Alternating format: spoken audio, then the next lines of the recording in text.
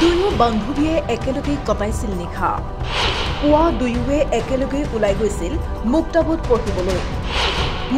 পঢ়িবলৈ বুলি যোৱা সালেহা আৰু তানজিলা হঠাতে নোহোৱা হৈ পৰিল ক'ত গ'ল 14 বছৰীয়া দুই কিশোৰী দক্ষিণ কামৰূপৰ জুৰিকুমলীৰ টপা পথাৰত এই ঘটনা 1 অক্টোবৰৰ পৰাই নিৰুদ্দেশ হৈ পৰিছে টপাৰ পথাৰ গাঁৱৰ 14 বছৰীয়া তানজিলা খাতুন আৰু 13 বছৰীয়া সালেহা বেগম এই দুয়ো বান্ধৱীয়ে মুক্তাবত পঢ়িবলৈ বুলি ওলাই গৈছিল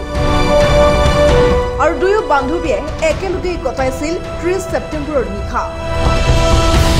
সালেহা বেগমৰ ভাতৃক লৈ সালেহাৰ পিতৃ ঘৰত নথকাৰ সময়তে দুয়ো বান্ধৱী একেলগে আছিল 30 ছেপ্টেম্বৰৰ নিশা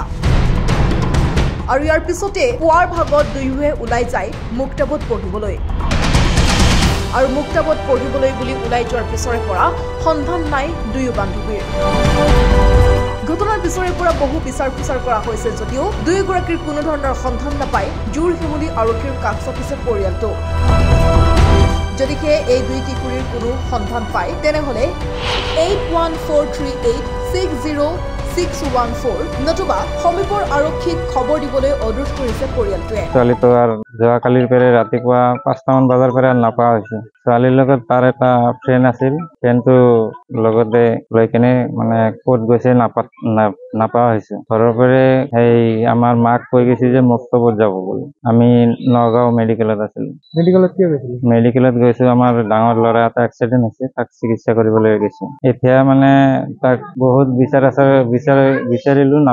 নাপাওঁতে জৰচুমলি থানাত এজাহাৰ এটা দিছে নাই মুক্তাবত যোৱাৰ কথা কৈ কিনে মানে ঘৰৰ পৰা ওলাই গৈছে আৰু ঘৰত আৰু ৰিটাৰ্ণ আহি পোৱা নাই আৰু ছোৱালী আপোনালোকৰ গাঁৱৰে আমাৰ গাঁৱৰে মানে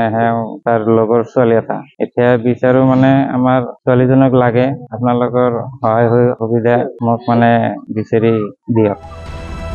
কুন্তলিৰ পৰা আব্দুল মালেক আলীৰ ৰিপৰ্ট প্ৰতিবিম্ব লাইভ